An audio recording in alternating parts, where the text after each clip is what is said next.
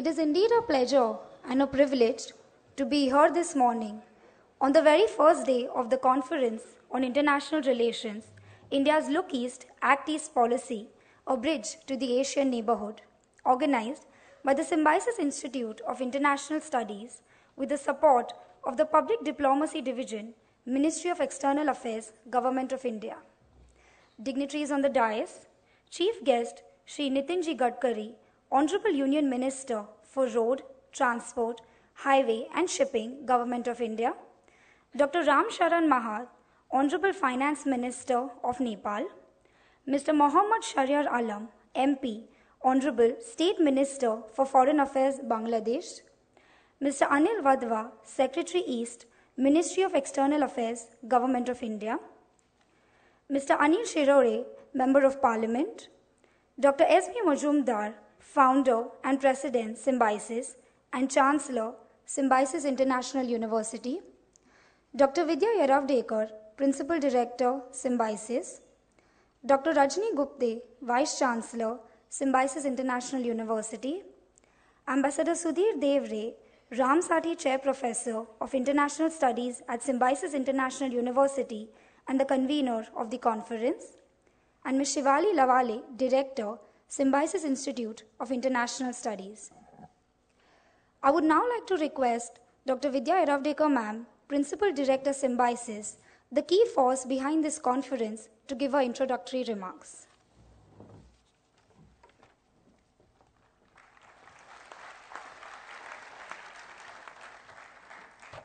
A very good morning to all of you, honorable dignitaries on the dais, in the audience, faculty members, press and media, and my dear young students.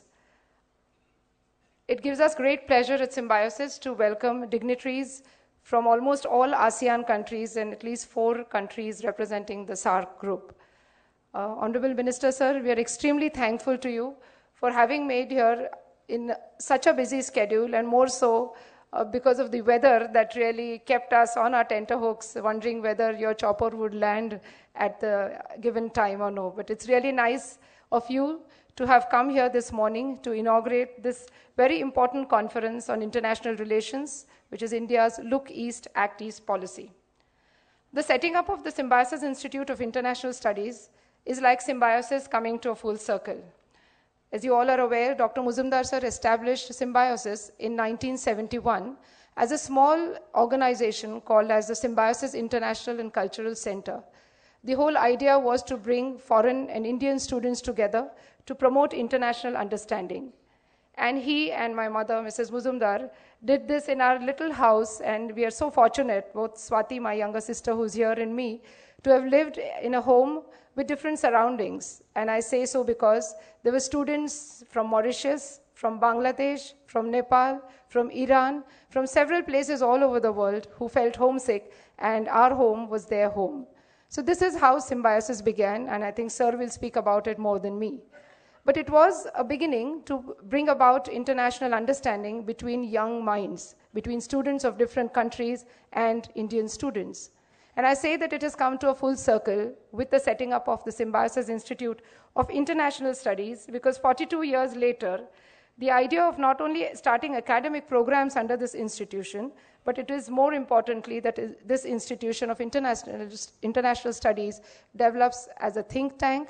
We organize such conferences where minds from all over the world come together with the sole objective of strengthening international relations between our country and the rest of the world. I believe that the role of a university is not just to teach students and give degrees, but to be aligned to the vision of the government and to participate in exercises that lead to nation building. Last year, we had organized an international relations conference with a focus on India's development partnerships with a focus on Africa and West Asia. This was inaugurated by the Honorable Vice President of India, Shri Hamid Ansari ji, and the President of Afghanistan, the then President, Shri Hamid Karzai ji, was the keynote speaker. Diplomats, ministers, businessmen, and several leaders from almost 20 different countries from Africa and West Asia participated. And it is at the end of the last year's conference that we decided that the next year's conference, which is this one, should focus on India's Look East policy. Little did we know that the new government, the present government, would also have the same vision. And we are so happy that we have aligned with the vision of the new government. And therefore, the India's Look East policy, the theme has now been transformed into not just Look East, but also Look East and Act East, which is the vision of the new government. I must put on record our deep gratitude to the Ministry of External Affairs, sir, for having supported us all throughout, for not only the two conferences, the last year's and this year's, but even the Symbiosis Institute of International Study dialogues that we arrange in Delhi and we propose to arrange in Pune. I'm sure MEA must be happy that Symbiosis as a university has taken the discussions of international relations out of Delhi in another part of the country. And I think this is what any university should do in a country like India. International relations discussions should not be confined to the limits of Delhi, but should spread across all over our country. With these few words, I welcome the Honorable Minister and the dignitaries from foreign countries. I wish that the 2 days of deliberations and discussions on international relations will be extremely inspiring for the young students and faculty members and other dignitaries from the corporate. Thank you very much.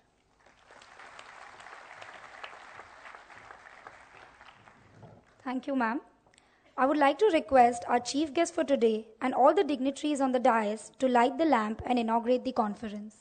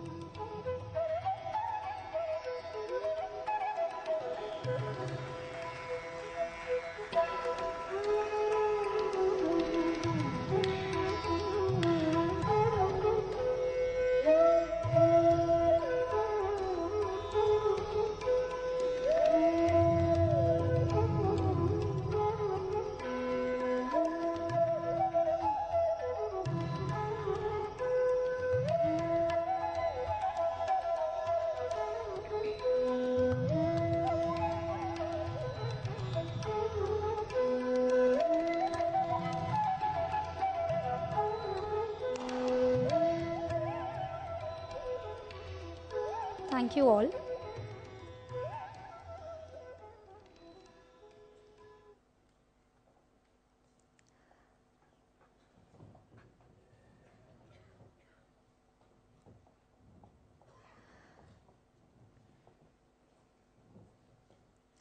Known as the father of international students in Pune, Padma Bhushan, Dr. S.B. Mujumdar, President of Symbiosis and Chancellor, Symbiosis International University, sowed the seeds of international relations by establishing Symbiosis in 1971, an organization established for the welfare of foreign students.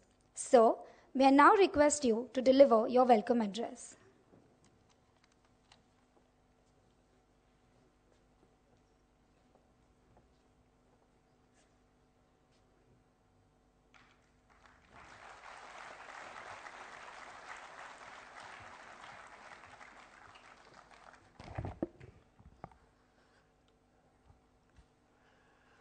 Vakratunda महाकाय सूर्यकोटि समप्रभ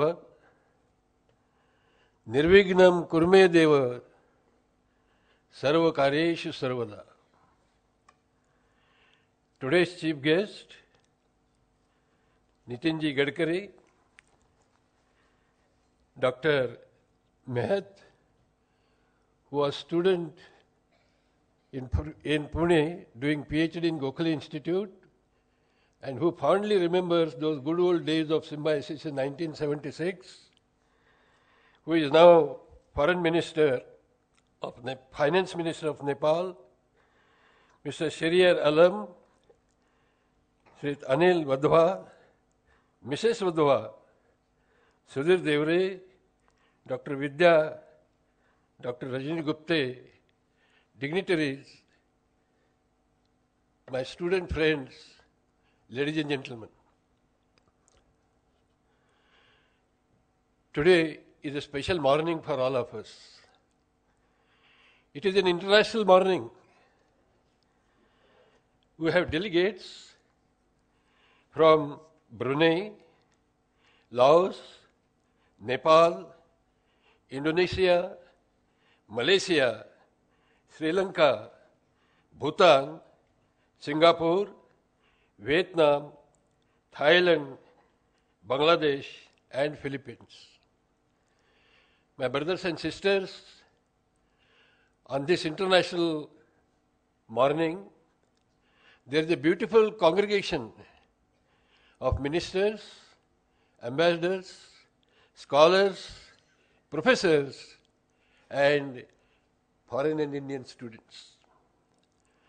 I am indeed glad that this conference being organized on the campus of university, because I do feel that university is the conscience of a country. And therefore, instead of organizing such conference in five-star hotels, it is very appropriate that this conference is organized on the university campus.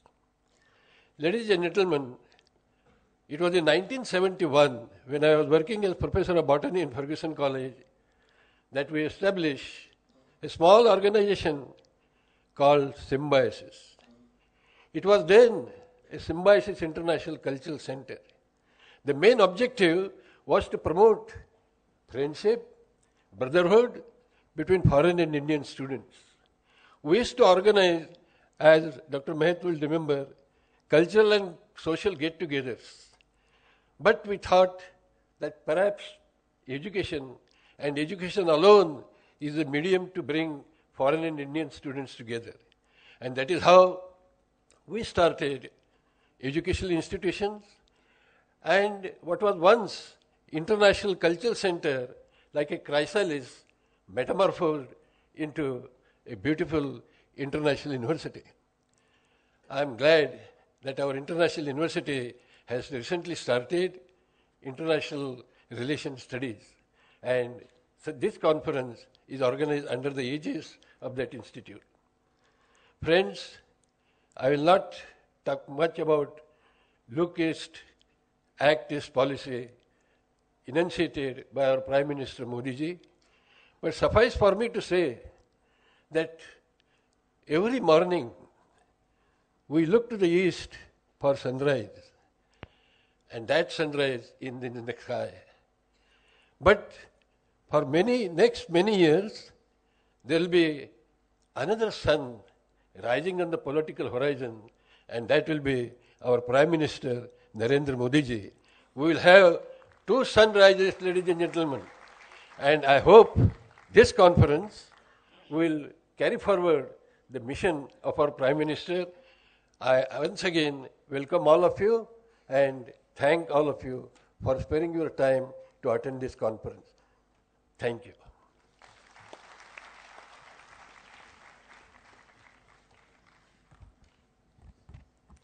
Thank you, sir, for your inspiring words. Ambassador Sudhir Devre is the Ramsari Chair Professor of International Studies at the Symbiosis International University. He is also the convener of this conference. I request Ambassador Devre, sir, to kindly speak about the conference.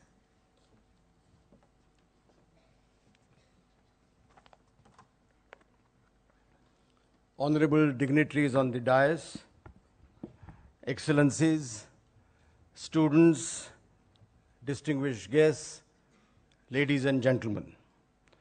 It's my proud privilege to present a brief perspective of the theme, India's Look East, Act East policy, a bridge to the Asian neighborhood, chosen for this year's IR conference. Look East policy was a major strategic shift in India's external outlook in the early 90s. Interestingly, ever since then, there has been a broad consensus on this policy across the political spectrum in our country. Given the core importance of this policy, we had decided a few months back to focus attention on the theme of India's engagement with the East. And it is to our great happiness and satisfaction that the new government's principal foreign policy thrust is on India's Look East and Act East approach. Prime Minister Narendra Modi's successful visits to Bhutan, Nepal, Myanmar, Japan, the US, Australia, and Fiji have imparted a new dynamism to the relationships.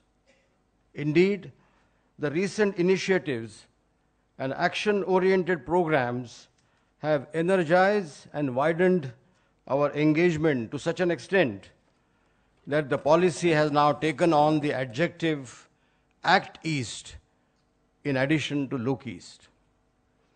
There are a number of areas such as defense and security, including maritime security, counter-terrorism, anti-piracy, trade and investment, connectivity of roads, railways, shipping, airlines, cyber, and indeed of mines, education, culture, and media, through which strategic partnerships can be built and economic integration achieved. This will be possible only through close consultation, dialogue, and cooperation. In today's conference, we will be discussing all these topics which I enumerated above. Our Northeast region, which is described as a gateway to Southeast Asia, cannot only be a transit passage. It has to be fully integral to the Act East policy. There are great expectations of the Northeast people in this regard. Furthermore, our Look and Act East policy will be effective and enduring only if we build close understanding and cooperation with our South Asian neighbors like Bangladesh, Nepal, and Bhutan. The sub-regional grouping like BIMSTEC can play a useful role in this regard. This conference hopes to have an open and informal dialogue to discuss the various issues facing the region with diverse stakeholders, both state and non-state. And that's why we are very happy at the presence of honorable ministers, senior officials, academics, scholars, corporate executives, and media persons in this gathering.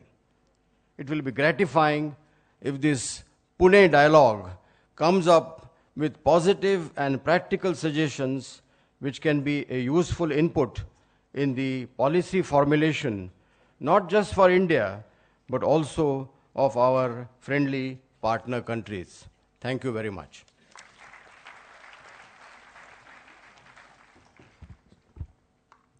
Thank you, sir. I would now like to request Dr. S.B. Mujumdar, sir, Chancellor, Symbiosis International University, to felicitate the dignitaries on the dais. Honorable Shri Nitinji Gadkari, Honorable Union Minister for Road, Transport, Highway and Shipping, Government of India.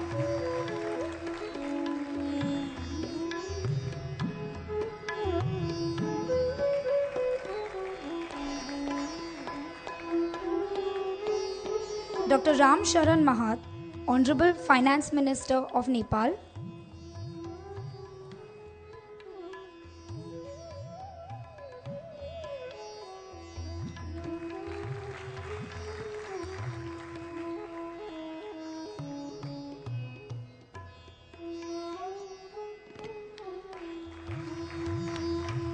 Mr. Mohammad Shahryar Alam, MP, Honorable State Minister for Foreign Affairs, Bangladesh.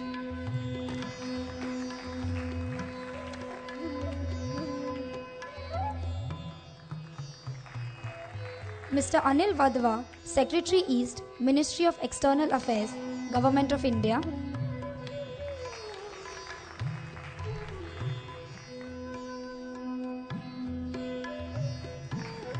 Mr. Anil Shirore, our very own Member of Parliament, who's doing a lot for the city of Pune.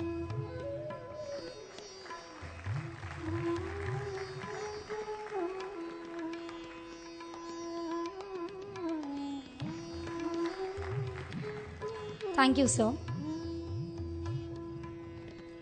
As is a symbiosis tradition, the international students will now present their national flags as a mark of honor to the chief guest, Honorable Shri Nitin Gadkari. The countries are Afghanistan,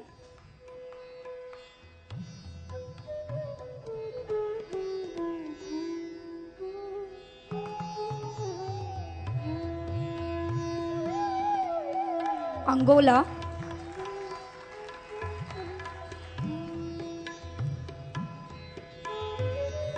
Bahrain,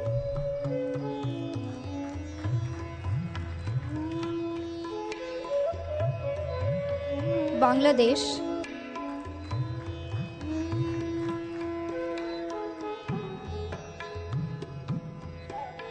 Bhutan,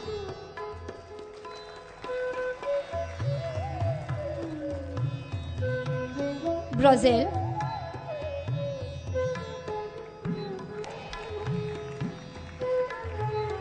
Congo, DR Congo, Ethiopia, Finland, the Gambia,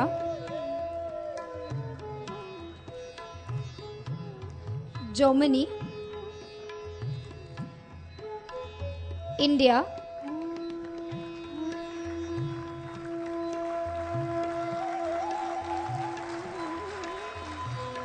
Iraq,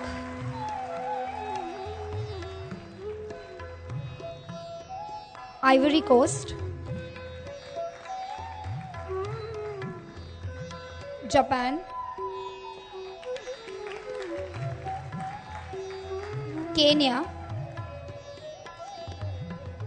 Liberia, Mauritius,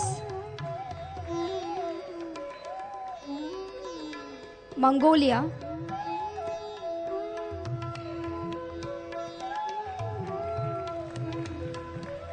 Mozambique,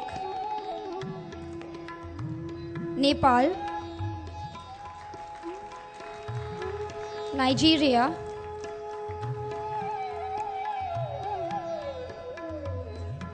Rwanda,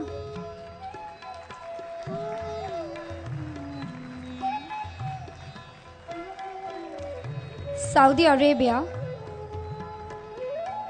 South Sudan, Sri Lanka, Thailand,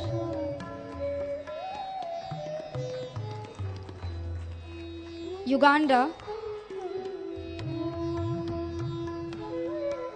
Uzbekistan, Vietnam, Yemen,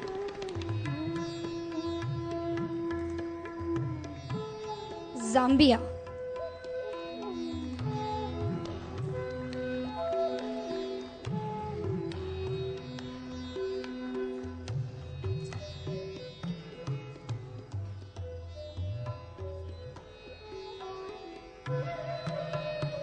May I now request Dr. Rajni Gupte ma'am, Vice Chancellor, to present the flag of the Symbiosis International University.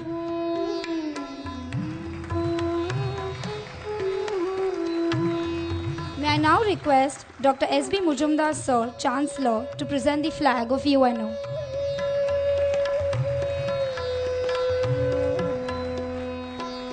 Thank you, sir.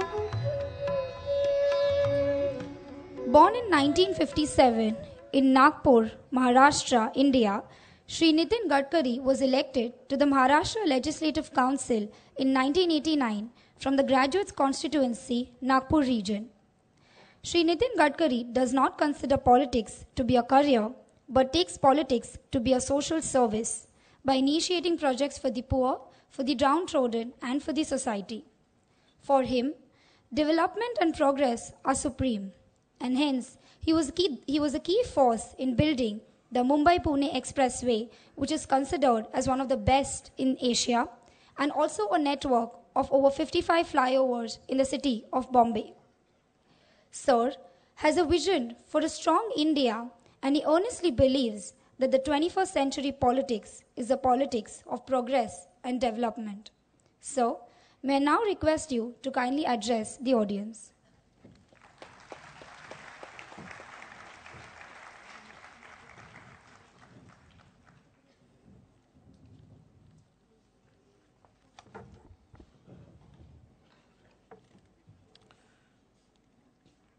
Respectable Finance Minister, Dr. Ram Sharan Mahat from Nepal, respectable Dr. S.B. Muzumdar,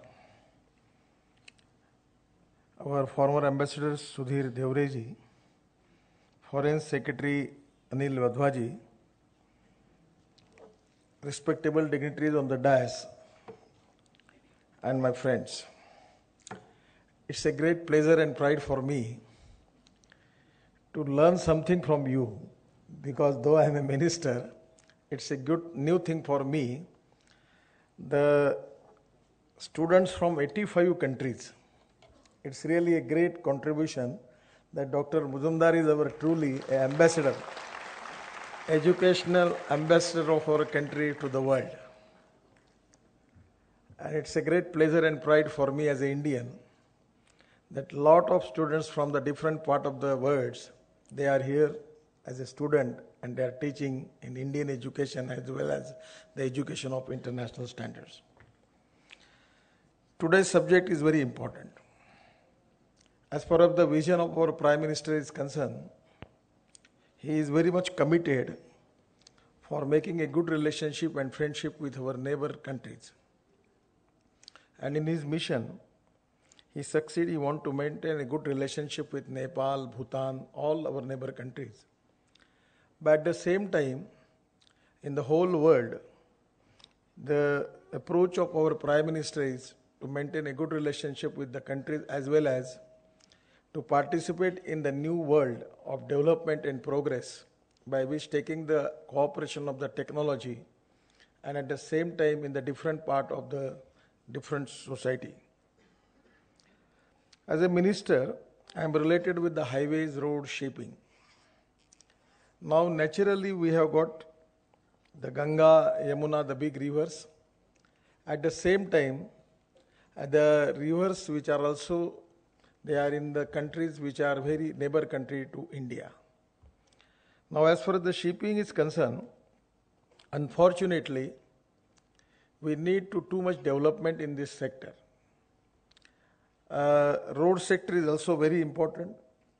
I am very much experienced about the road because previously when I was the minister in Maharashtra, I get the opportunity to work for this Mumbai-Pune Express Highway, then 55 flyovers and Worli-Bandra sailing projects. But now presently in our country, we have got huge potential.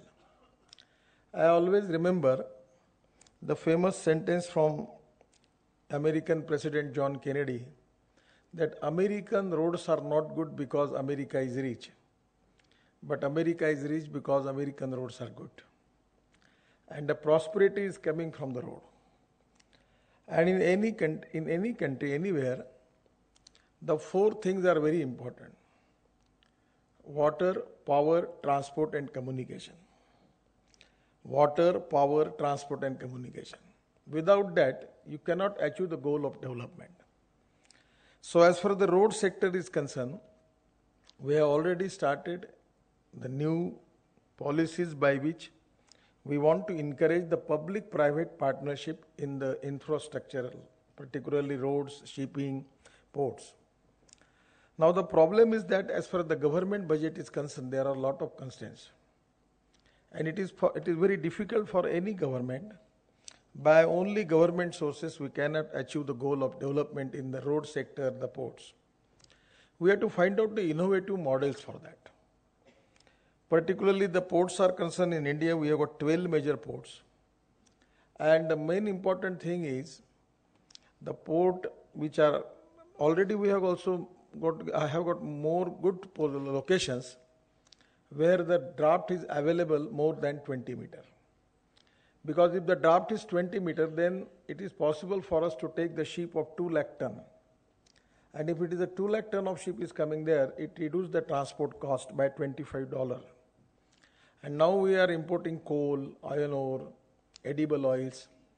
And if we can take the big ships to India, it can going to reduce the cost. So economic viability is related with the tonnage. So now we have decided to make our all ports with at least 20-meter draft.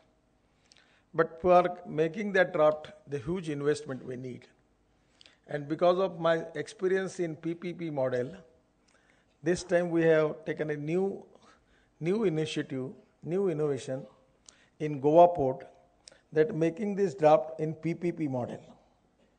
Already the cost of the project was 500 crores, but now we have formed a innovative model by which any company who make that draft and maintain it, when whatever the saving to it, we can share with the company as a PPP model. So now this is the first project in PPP model. We are going to start it, and already 2 bidders are ready, and I feel that within 2 months the work of this progress will start, and that will save the 500 crores of the government, but at the same time it will give more revenue to the government and also reduce the transport cost. So important thing is how we can involve the public-private investment in infrastructure. So this is the very important thing. At the same time, in our ports, we are already encouraging the PPP models. Now I have experience of the first PPP road model in India. The first road which was started by me when I was the minister in Maharashtra, that was Thane-Bhiwandi bypass, that Mumbai-Nashik road. So it became a very successful experiment. So in the road sector, in the shipping, in the ports, everywhere, now our thinking is how we can attract the more foreign investment, even encourage the Indian industrialists, into investors, how they can be involved in the development of this infrastructure. Now this can be a good idea because somewhere in the road sector is already 100% FDI have been allowed. And now it is the time for our country. We have got a lot of tremendous works. But at the same time, we are very seriously thinking about connectivity to the neighbor country from our roads and water roads. Now we have already started the service from Chennai to Myanmar. And now 2 days before it was reported to me, now it is coming to break-even point now. So there is possibility we can from Chennai to Sri Lanka, Chennai to Myanmar, and even from Mumbai to Southeast Asia, we can start. And there is a good economic viability there. The main constraint in the, particularly in our inland waterways, that we have to develop these roads, the waterways. And the important thing is we are now developing a lot of airports. But like airports, we are going to develop now the seaport and water port. And that is really very important because that is going to encourage the more tourism. We are already giving permission to the seaplane. And already in Andaman and Nicobar, the service is already been there. And by which, even for this area, today I am coming from by helicopter. But suppose everywhere there the lake is available. So anywhere from any airstrip you can take the plane and you can be there with using the water body. That can be a water port. So that encourage the tourism in our country. Already Mumbai to Shirdi and Mumbai to Lavasa, the private people, they are going to start their services. So in the transport sector, the most important thing is we have to use all multimodal transport systems. And we have to interconnect the system by which it can be useful for the common people. As far as the public transport is concerned, now in Australia, the technology is available by which the lightweight, high-speed catamaran, they have speed of 70 km per kilometer, having the capacity of 100 or 120 bus or truck cars, and 20 to 25 buses or trucks, and 700 people. So this type of new transport system we are going to plan in India. India has got a huge potential. In Mumbai, every day there is a traffic jam. Though I constructed 55 flyovers in Mumbai, still there is a problem. So now we are going to think about it, how we can use this water transport in Mumbai. From all this Mumbai metropolitan area, everywhere we can connect it. And now it is possible. We are going to plan, and as early as possible we are going to start it. Now the second important thing is this hovercrafts. 1 month before I was in Rameshwaram by seeing to that Ramasetu, and at that time I was used that hovercraft manufactured by British company. And after 20 days before I was in London, I discussed whole issue with them. Now already our defense ministry have a joint venture with the British company by which they are going to start Goa shipyard. They are going to manufacture 70 hovercrafts. Now our Prime Minister mission is Make in India. It is very essential because that we cannot make it viable because the capital cost in the foreign countries is very high. And the most advantage with the India is that we can reduce the cost. Today I have a meeting in Nagpur with the managing director of Scania. He's one of the world important automobile manufacturers who are making marine engines and engines on biofuel. Actually, I am working in biofuel. My dream is to how we can convert our city traffic, city bus service on biogas, biodiesel and ethanol and electric bus. For pollution point of view, it is very important. Already in Sweden, in Stockholm, there are 500 buses, out of which 150 on biodiesel, 200 on ethanol, and in Pune area, there is a lot of manufacturers who are making ethanol. And if you are using ethanol in the engine, it reduces the 95% emission of carbon monoxide.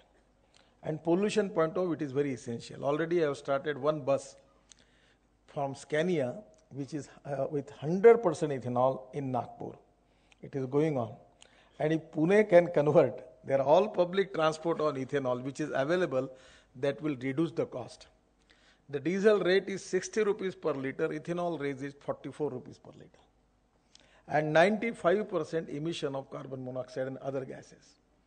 And now also in England, in London, the Hinduja has manufactured the one bus on this electric bus. So my idea is, we have got lakhs of buses in India on diesel, making lot of pollution. So my idea is, how we can convert that diesel bus into electric bus. In Pune, Mr. Pandit is one of the good company, he is making research in automobile. He has got already the patent with him by which he can convert the diesel bus into electric bus. But the 4 years he was waiting, he was not getting the permission. But when he meet me, I will give him all, I already allotted all permission to him.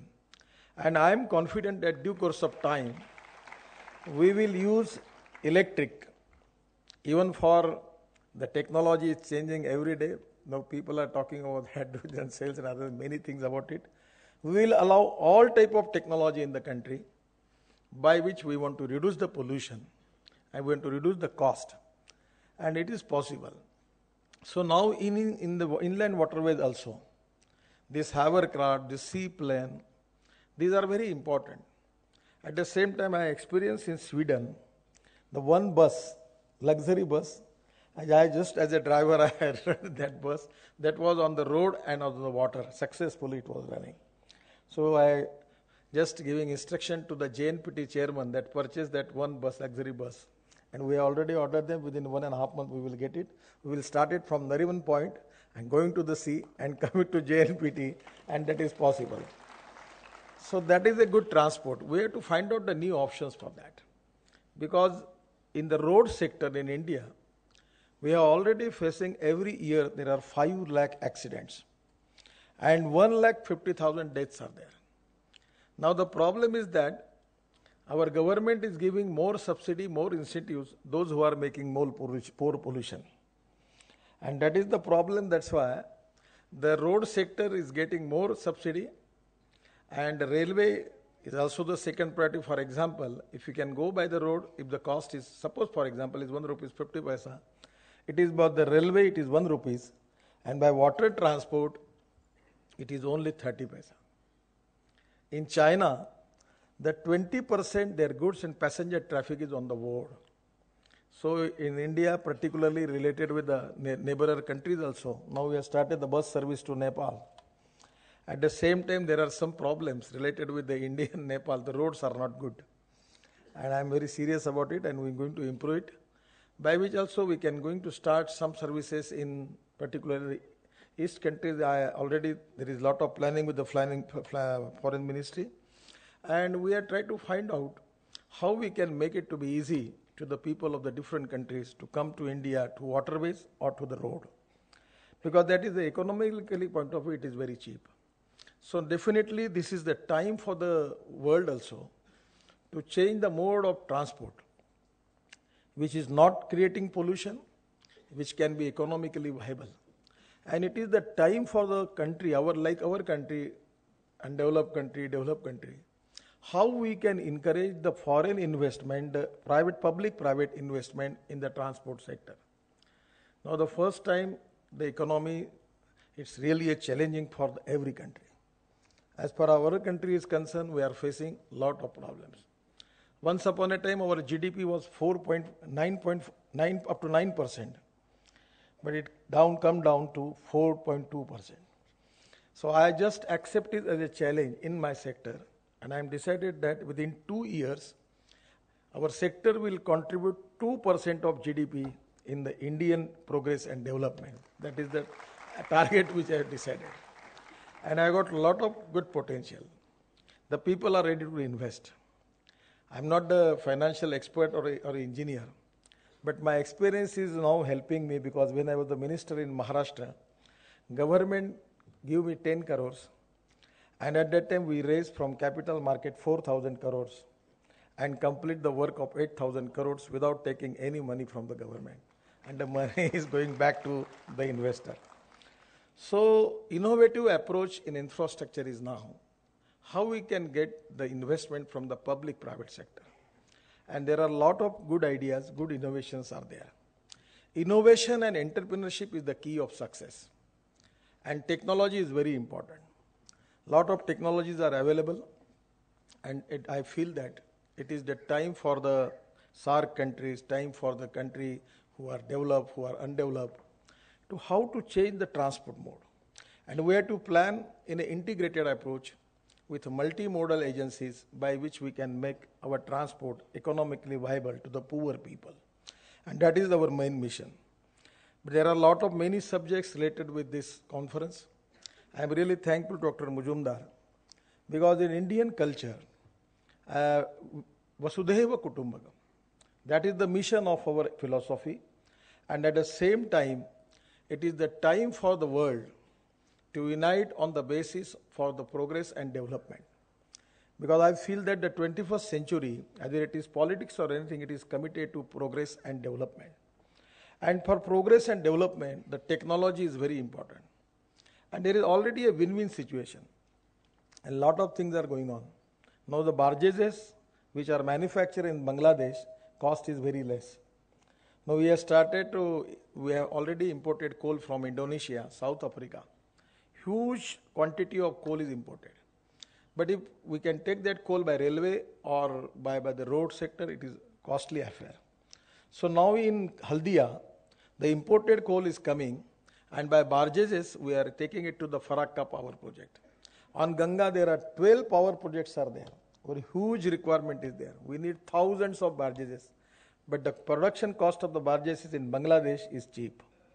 So definitely, if we want barges to purchase the barges, the Bangladesh is the good market. So this time, for this development, our approach is to how to involve the neighbor countries in our development, and also give them chance that how they can involve in the progress of our development. So there are a lot of opportunities are available.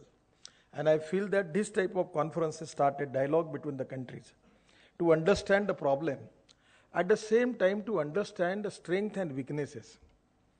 Because somewhere which are the weaknesses for us, the other country they have the strength for it. So it is a win-win situation. And the best philosophy is how to convert weaknesses into the strength, the problems into opportunities, not opportunities into the problems.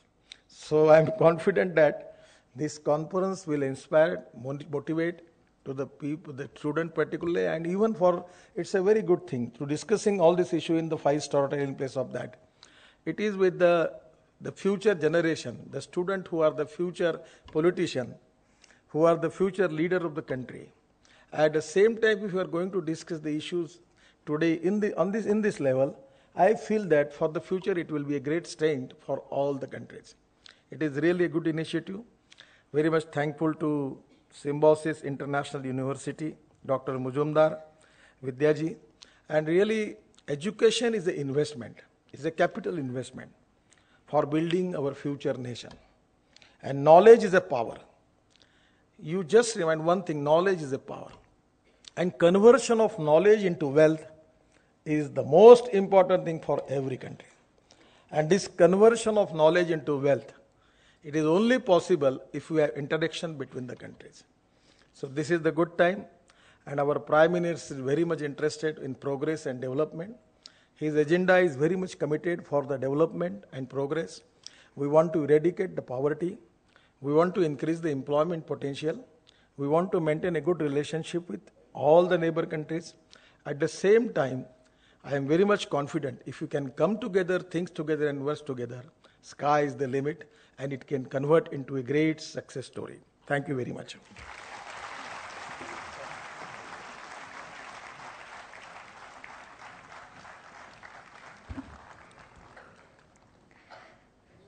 Thank you, sir, for giving us an insight into the ongoing developments carried on in your sector. Dr. Ram Sharan Mahat became the new Finance Minister of Nepal in February 2014, his sixth stint in this job intermittently since 1994. Prior to this, he was Deputy Chairman of the National Planning Commission for 3 years. He is widely acknowledged as one of the key architects of the economic reforms in the post-1990 period. During his time as Finance Minister, he was elected as the Chairman of the IMF World Bank Board of Governors. He also served as Minister of Foreign Affairs for a year. A gold medalist in his college and university life, he received his PhD from the Gokhale Institute of Economics and Politics in Pune, India. Dr. Mahat was also a recipient of the US government's Herbert Humphrey Fellowship and was associated with the School of International Studies of the American University, USA. So, may I now request you to come and say a few words.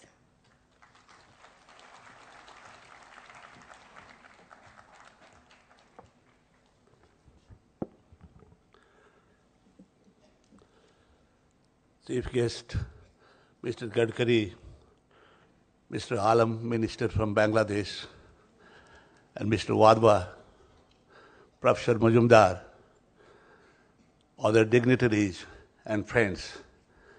It is an honor for me to have been invited to this important conference. As was mentioned before, I have very fond memories of Pune.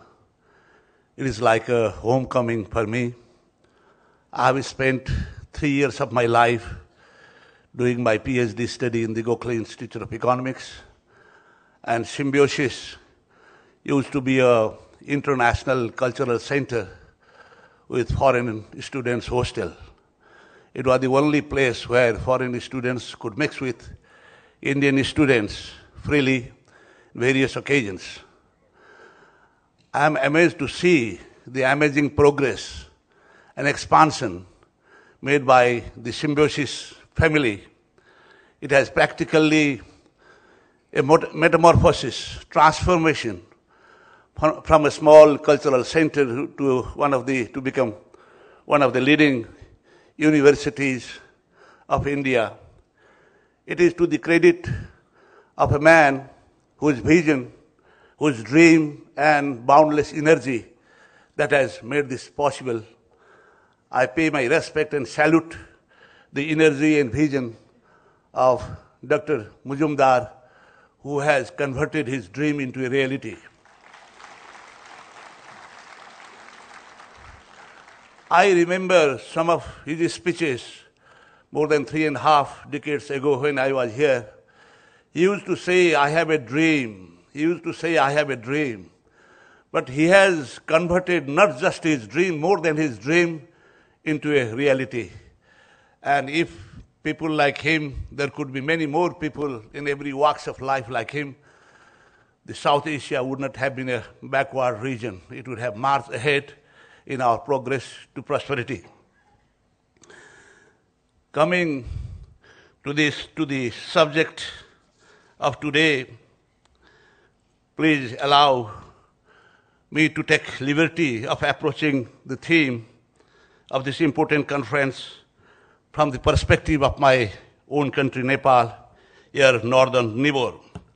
Like India, we seek to engage more with ASEAN and the rest of East Asia directly.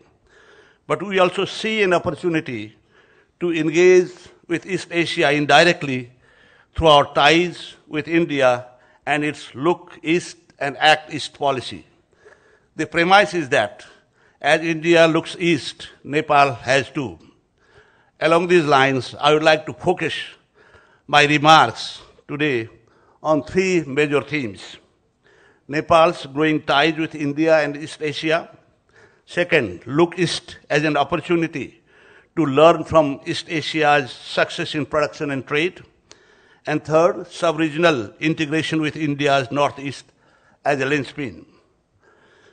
The state of South Asia, South Asian regional integration is dismal because of high cost and rigid policy barriers.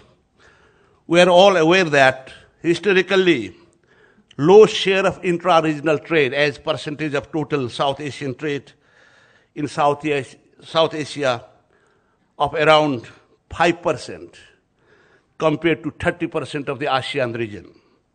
One of the biggest reasons for this is that trade cost within the region is prohibitively high. It is cheaper for South Asian countries to export to any other region in the world than within. India and Pakistan share a long border and account for 90% of the region's economy. But trade cost between the two countries is double than between China and the United States.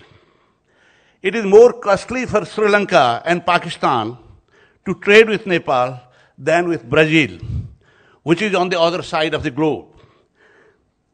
These are all the result of poor connectivity and rigid policy barriers within South Asia.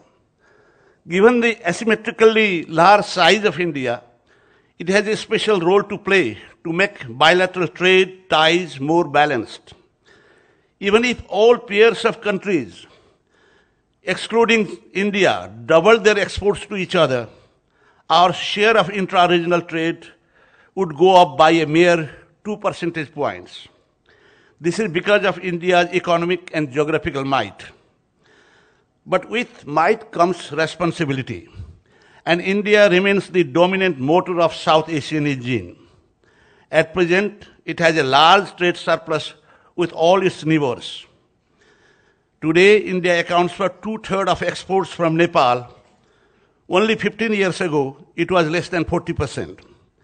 A major orientation of our exports towards India occurred after 1996 Indo-Nepal Treaty and Trade Treaty and Transit Treaty. Nepalese utilized cross-border tariff differentials on industrial products.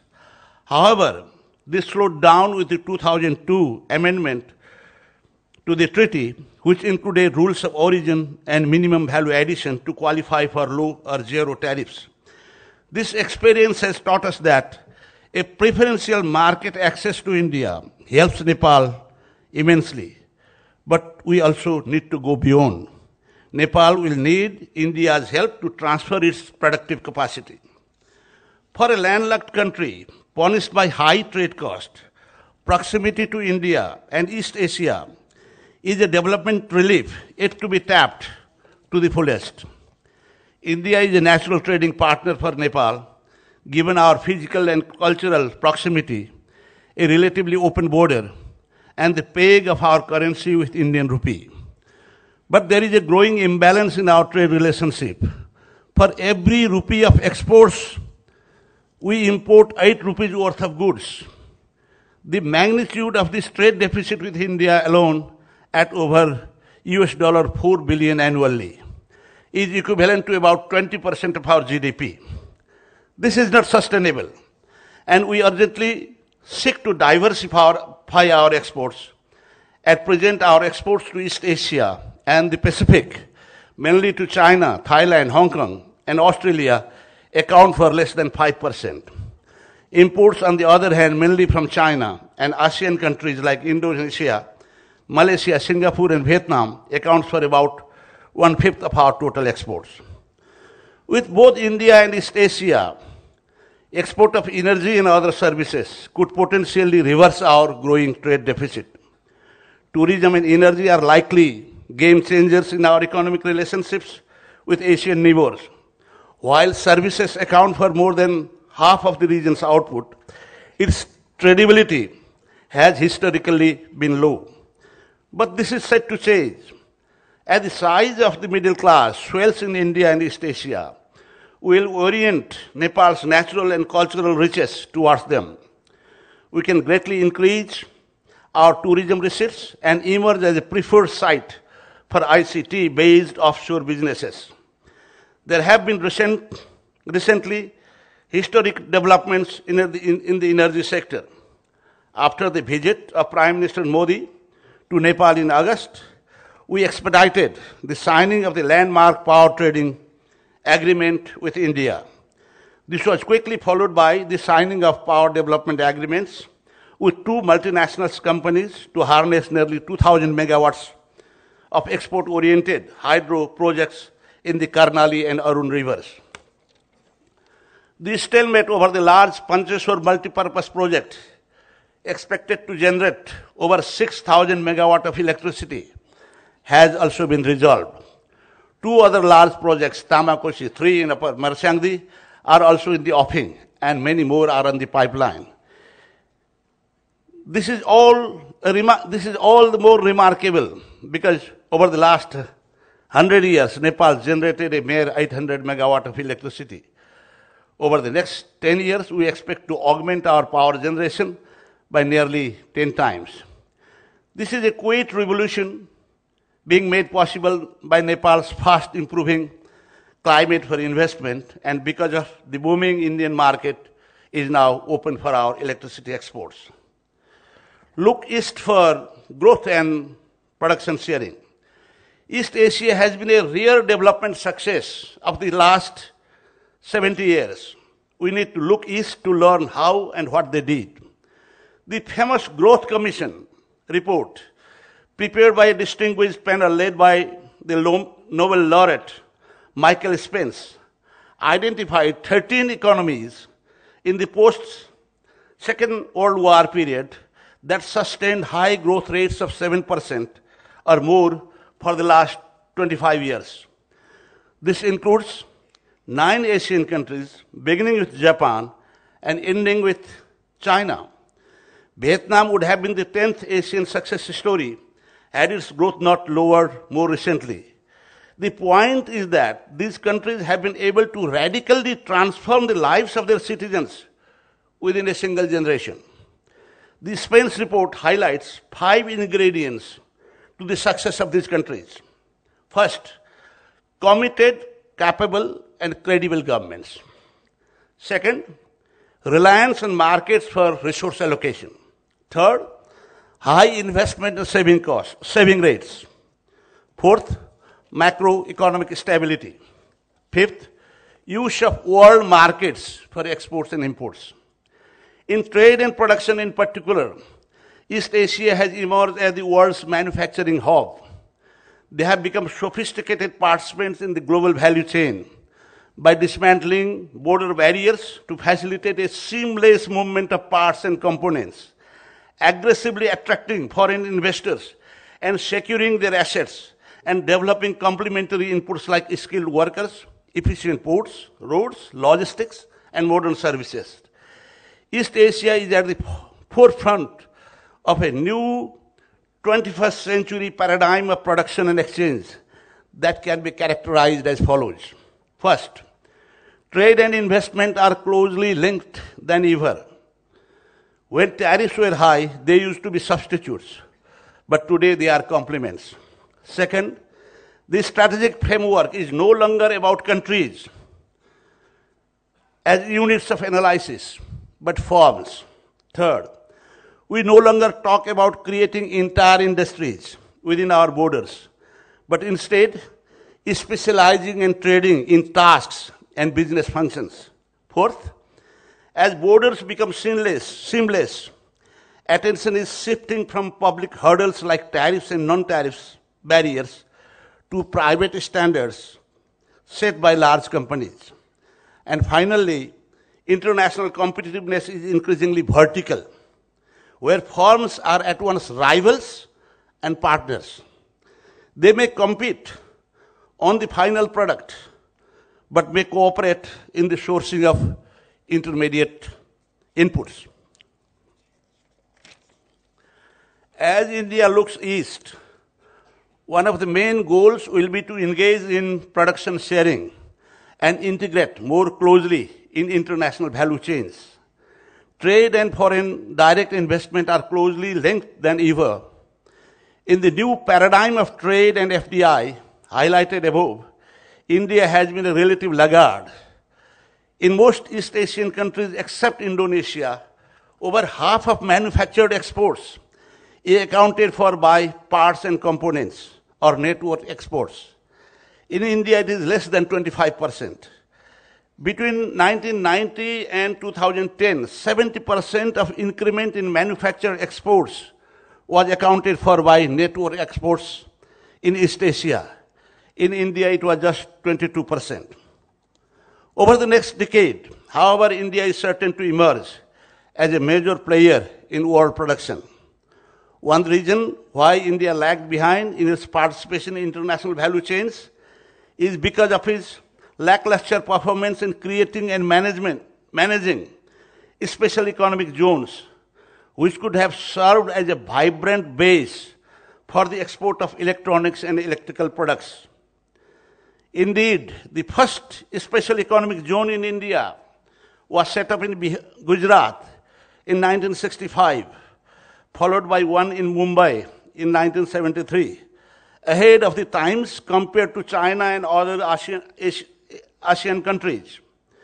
But they never took off because the government policy framework then was largely unfavorable to foreign direct investment, and labor and land policies were cumbersome. Over the past 2 decades, however, India has come a long way in altering its attitudes towards private investors. And it has a great success story in the automotive sector because this industry is characterized by bulky, low value to weight parts. Foreign investors tend to locate where there is large domestic market. The auto sector has already spread its wing to East Asia, with companies like Tata, for example, establishing plants in Thailand and Mahindra in China. The Make in India campaign signifies ambition and resolve. With emphasis on new business environment, new sectors, and new infrastructure, India will undergo major changes. In the latest global ranking in doing business indicators, India appears in the bottom 50, just one slot above war-ravaged West Bank and Gaza. However, Prime Minister Modi's resolve to improve business regulations for India to move up to top 50 reflects a change in mindset within the government from being an issuer of permits to becoming a partner with business. Much of the paperwork will be done online through IT platforms with little room for rent-seeking middlemen. Finally, even sensitive sectors like defense, construction, railways have been open to greater foreign investment. This is together with the government's ambition to build tens of new smart cities and industrial corridors. We in Nepal see an opportunity to participate in their success in manufacturing. Nepal is exploring how it too can participate in production sharing in any of the 25 sectors prioritized by India. Sectors like textile, auto parts, electronics, food processing, and pharmaceuticals perhaps carry low-hanging fruits. The revival of our manufacturing has become urgent because its share in GDP has plumbed to 6% of GDP from a peak of 10% in 1996, and will have a few advantages in the coming years. First, Nepal has had experience in importing parts and components, adding value, and selling in India partly in response to tariff incentives. But Nepali businessmen were never part of efficient global networks, and flow of know-how was muted. Second, with power becoming abundant and reliable, one of the most important inputs into production will be cheap, together with our lower labor costs. Third, there are diasporic, cultural, and physical linkages between our traders and entrepreneurs, which reduces transaction costs. And fourth, we as a landlocked country expect to make rapid progress in modern services like aviation, logistics, and telecom by easing regulatory hurdles. As services constitute a large share of manufacturing costs, we hope to become more competitive than now. Combined with our natural wonders, Nepal can therefore be an attractive setting for Indian affiliates in manufacturing as well as services, including education and healthcare institutions. Northeast as a linchpin for sub-regional integration. As India identifies its northeastern region as the gateway to the Far East, Nepal has to strategize on benefit from our physical and cultural proximity. Millions of Indians of Nepali origin reside in India's northeastern states. This cultural and linguistic proximity is good for business. Just to give a small example, 70% of the market for instant noodles in this region is accounted for by YY, a famous multinational that originated in Nepal with the base now in Singapore.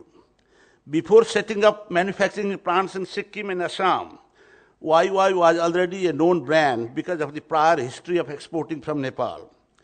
To open up new opportunities for businesses, we need to do work on reducing the thickness of our borders. A recent study by a colleague of mine in the National Planning Commission used data from 5 contiguous districts of Nepal, Bangladesh, and India to analyze trade complementarity. It found that the regions are underexploiting potentials for intra-regional commerce because there exist price differentials of up to 90% in imported consumer products. This suggests that the potential for gains from deeper trade integration is large. Connectivity is also one of the most important agendas for lagging regions like Nepal and the northeastern states of India. We are starting from such a low base that any concerted effort to fill the infrastructural gap in South Asia will help trigger growth by facilitating trade and creating jobs. The logical point to start is from existing transport corridors and have them evolve into vibrant trade and logistic corridors. The first of such corridors could be the historic route from Kabul to Agartala, linking Lahore, Delhi, Kolkata, and Dhaka with feeder motorways from Kathmandu. While in 1990, we compared well with East Asia. Furthermore, South Asia is the least urbanized region in the world. While in 1990, we compared well with East Asia. Our rate of today, 31%, is way below East Asian and global average of 50%. We have fallen behind in the provisioning of basic infrastructure such as transport, electricity, water supply, sanitation, irrigation, and telecom. According to the World Bank, the region is expected to require 7 to 10% of its GDP to fill these gaps between 2011 and 2020. It would therefore make sense to invest in sub-regional infrastructure by pooling resources and identifying cost-saving synergies. If SAARC becomes rudderless, other regional and sub-regional initiatives will take over. Nepal, as chair, successfully hosted the 18th SAARC summit with the theme of deeper integration for peace and prosperity. While we made progress on several issues, everyone realizes that the larger ambitions of SAARC remain largely unfulfilled. To redress this frustration, we have been implementing with the support of Asian Development Bank, a sub-regional initiative that began as a South Asian Growth Quadrangle, which has now morphed into South Asian Sub-Regional Economic Cooperation, SASEC. This, however, takes a project-level approach to leveraging ICT, energy, transport, and trade facilitation to boost connectivity. Piecemeal initiatives such as these do have their place, but I believe that we need a visionary framework to connect us both physically and mentally. The Bay of Bengal Initiative for Multi-Sectoral Technical and Economic Cooperation, BIMSTEC, is another formalized vehicle to pursue closer ties between 5 South Asian countries and 2 East Asian countries, Myanmar and Thailand. For this, all of us have a role to implement second-generation reforms, reduce the cost of doing business, and improve our supply-side capabilities. Here too, we expect India to lead.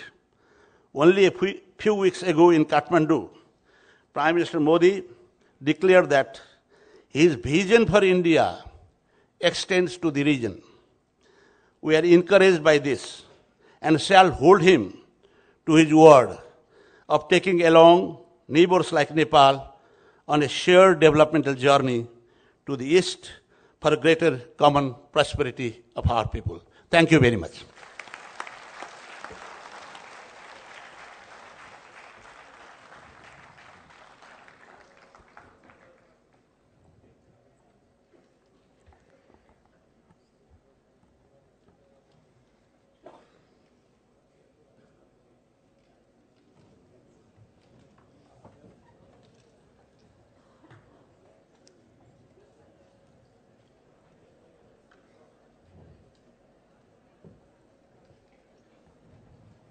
Thank you, sir.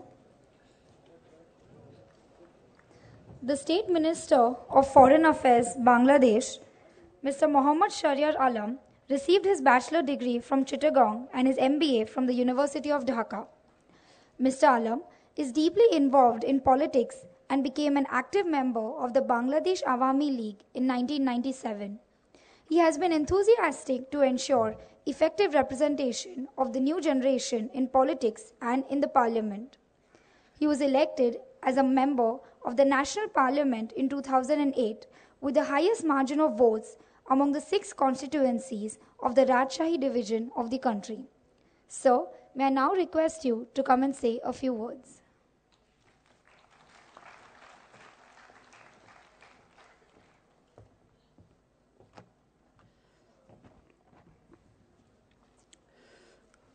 Honorable Chief Guest of today's program, who had to leave early for his engagement in other areas, Sri Nitin Kachkar, Honorable Minister for Road Transport and Highways, Honorable Founder of this fantastic institution, Symbiosis International University, Dr. S.B. Mujumdar, Dr. Ram Sharan Mahat, Honorable Finance Minister of Nepal,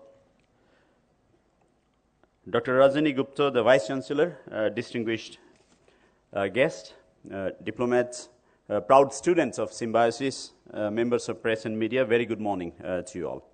It's a great pleasure and honor for me to be here today at the inaugural ceremony of today's conference on India's low-cost policy, a bridge to the Asian neighborhood.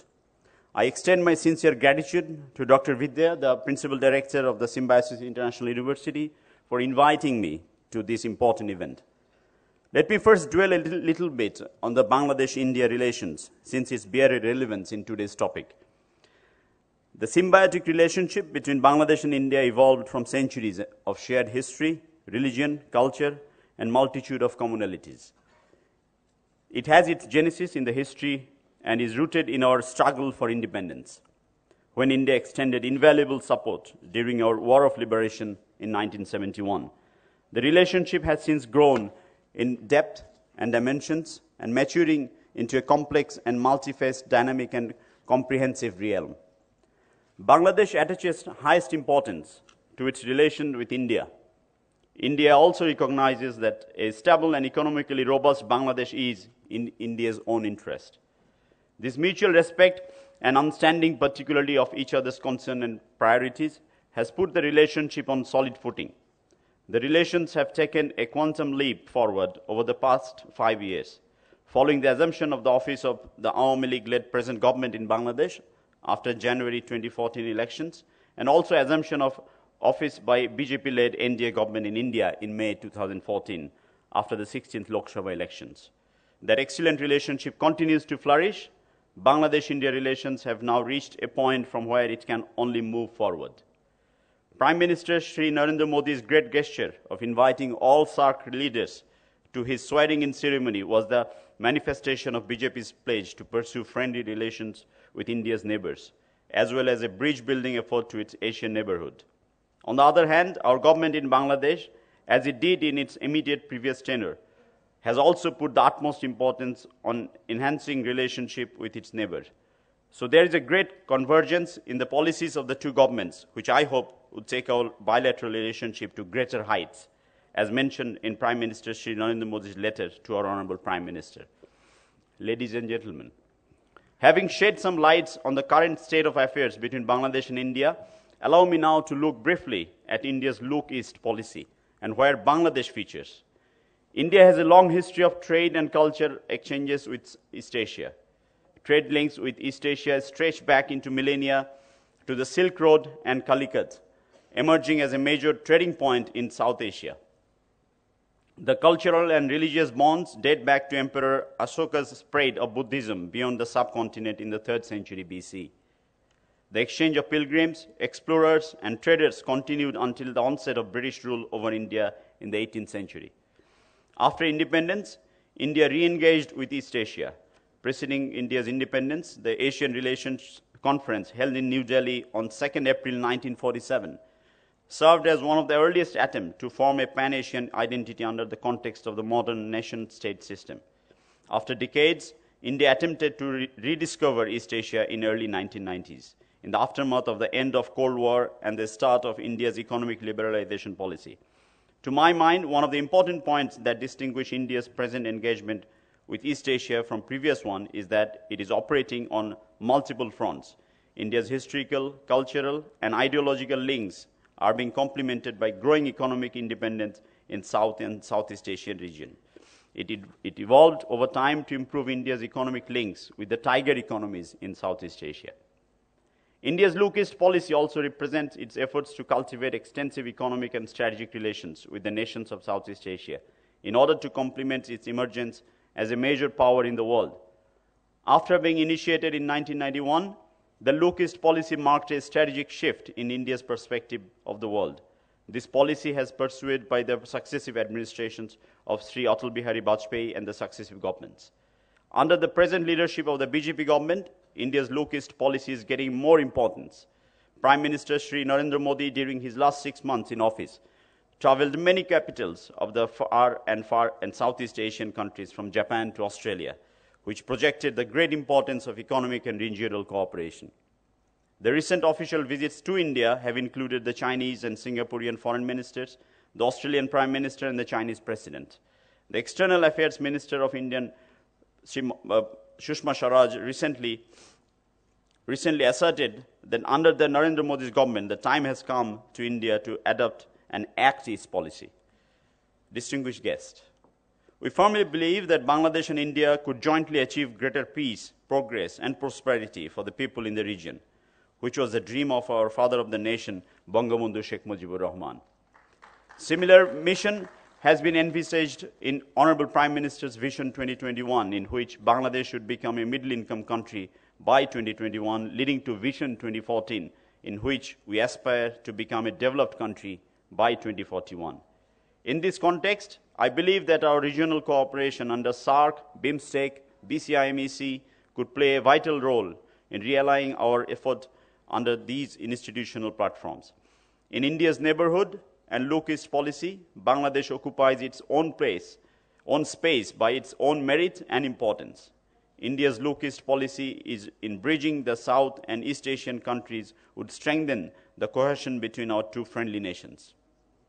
Like India, Bangladesh also has a serious stake in looking towards the East, for it makes much economic sense in terms of trade and even movement of human resources to ASEAN countries and beyond.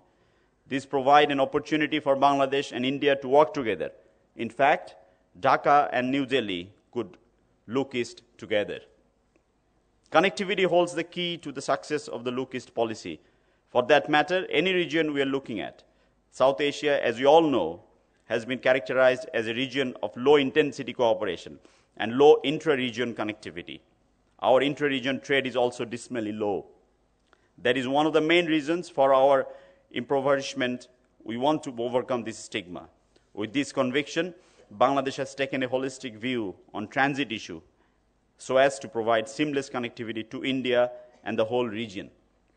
We are cooperating with India in many ways with regards to connectivity. As the collective interest of Bangladesh and India converge, Bangladesh is engaging in almost all the regional and sub-regional connectivity initiatives. It's the manifestation of our efforts to have a seamlessly connected South Asia with better connectivity with Southeast Asia and beyond. The Bangladesh, China, India, Myanmar Economic Corridor Forum for Regional Cooperation, widely known as BCIMEC, offers one such opportunity. The Bay of Bengal Initiative for Multi-Sectoral Technical and Economic Cooperation, known as BIMSTEC, offers another opening to work with other countries in the region, which include Bhutan, Nepal, Myanmar, and Thailand. While the first one would provide a greater opportunity in terms of establishing infrastructure for trade and movement of goods, the second would be greatly beneficial in integrating the eastern part of the region.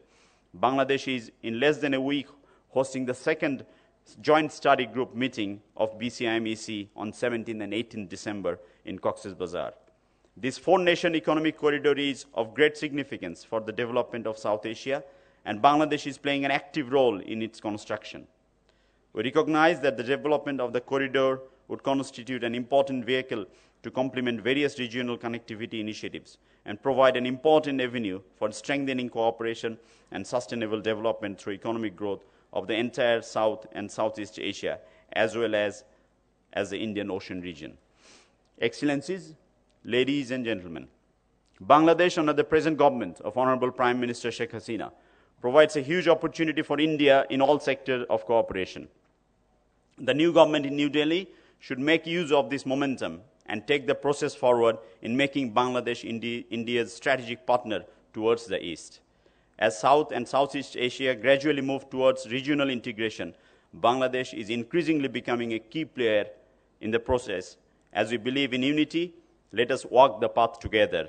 Sabka Saath, Sabka Vikas. Distinguished guests, I thank you for your patient hearing. Long live Bangladesh, long live Bangladesh-India friendship.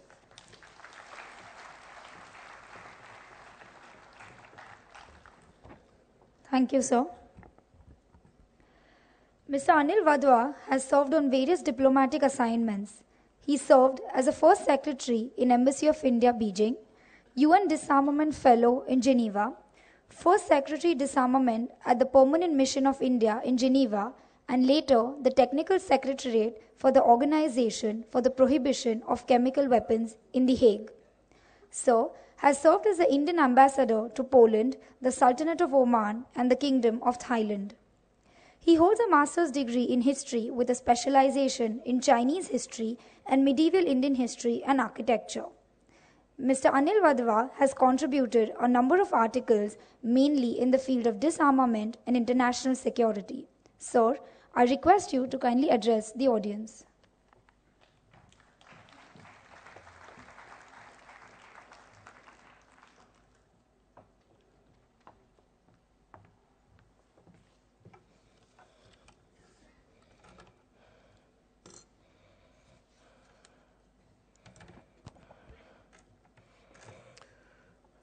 His Excellency Muhammad Shahryar Alam, His Excellency Dr. Ram Sharan Mahat, Dr. Majumdar, Dr. Vidya, who's not here at the moment, Ambassador Sudhir Devre, Dr. Rajani Gupte, distinguished guests, members of the academia and the media, my young student friends, ladies and gentlemen. First of all, it's not an easy task to be here as a penultimate speaker in this session, particularly when I have been preceded by a galaxy of learned speakers from the government, including some very senior foreign dignitaries. as well as the stalwarts from the media. But the theme of this conference is especially close to my heart in my role as Secretary East in the Ministry of External Affairs, and it is India's engagements with the eastern part of the world that I deal with on a daily basis. So this newfound salience of our engagement with our eastern neighborhood and beyond is quite evident from the fact that since our Honorable Prime Minister Shri Narendra Modi assumed office in May 2014, as many other speakers have pointed out, the bulk of his visits abroad have been to the east. In fact, our Prime Minister's presence at the India-ASEAN Summit and the East Asia Summit in Myanmar in November 2014 has demonstrated the centrality of the Asia-Pacific in our foreign policy and security paradigms. And at these summits, our Prime Minister underlined that his government had moved with a great sense of priority and speed to turn India's Look East policy into an Act East policy. He also placed ASEAN at the core of India's Act East policy and at the center of our dream of a nation century, saying that as young entities but old civilizations, India and ASEAN made great partners. But then again, at the SAARC summit, he pointed out to the salience of our SAARC neighbors, which also are an important part of this policy. And through his visits to Japan and Australia, he's also included these countries into this Act East policy with great elan. So our Look East policy, or Act East policy, which had some modest beginnings in the early 90s, has its origins in the deep and abiding historical and civilizational links between India and the countries of Southeast Asia, and of course the wider Asia Pacific. This region, and indeed the world, have come a long way since then. The Asia Pacific is today one of our fastest growing regions of the world, showing unparalleled dynamism in political, security, economic, and demographic terms. And it has truly emerged as the economic and geopolitical center of gravity of the world in the 21st century. Some of the dominant trends shaping this reality include the rise of a number of powers in Asia, notably China, the rebalancing of pivot to Asia strategy of the United States, and a regional economic and strategic architecture seeking to define itself with strong currents of multilateralism. So India's Act East policy, while being firmly rooted in domestic compulsions and national interests, has adapted to these momentous changes in our environs. In this context, our relationship with ASEAN is central to this footprint in East Asia. We became a sectoral dialogue partner of ASEAN in 1992, and this potential of partnership has grown commensurate with the increase of our collective capabilities, our growing economic integration, and the ongoing evolution of political and security architecture in this region. We became a fully fledged dialogue partner of ASEAN in 1996, a summit-level partner in 2002, and the decision at the India-ASEAN Commemorative Summit in New Delhi in December 2012 to elevate this relationship to a strategic partnership was a natural progression of the ground covered since 1992. Of course, the ASEAN-India partnership covers three main pillars. That's political security, economic, and socio-cultural, and with India's participation in 26 ASEAN-India mechanisms and a host of ASEAN-led fora, such as East Asia Summit, the ASEAN Regional Forum, ASEAN Defense Ministers Meeting Plus, an expanded ASEAN Maritime Forum, India-ASEAN relations have become a cornerstone of India's foreign policy and a foundation of this Act East policy. India looks forward to a more integrated region He works very closely with ASEAN member states. And then we had a mention of connectivity earlier on during this session. And we are working towards enhancing connectivity in all aspects: physical, institutional, and people to people. Myanmar is a land bridge to ASEAN, and we have maritime boundaries with several ASEAN countries. Enhancing this connectivity with our ASEAN neighborhood, Asian neighborhood, let's call it the wider Asian neighborhood, is a strategic priority. And of course, this enhanced connectivity will undoubtedly bring multifarious benefits to all countries of the region. But it holds in particular immense potential to bring about a significant positive development impact to our northeastern region as well. We have made progress in implementing the Trilateral Highway Project, which proposes to provide seamless connectivity from Moreh in Manipur to Mesot in Thailand via Myanmar. Also, work is in progress on the Kaladan multimodal transport project, which will provide a road and a river link between Myanmar and Mizoram, as well as connect Indian ports to Sitwe port in Myanmar. A number of connectivity projects with our SAARC neighborhood are also underway. Let me take this opportunity to thank His Excellency, Dr. Ram Sharan Mahat, for his very frank views in this regard. He said that poor connectivity is indeed something which hampers our intra-regional trade, and we have to improve upon this situation. India is ready to transfer productive capacity to all its neighbors. And in this context, we are ready also for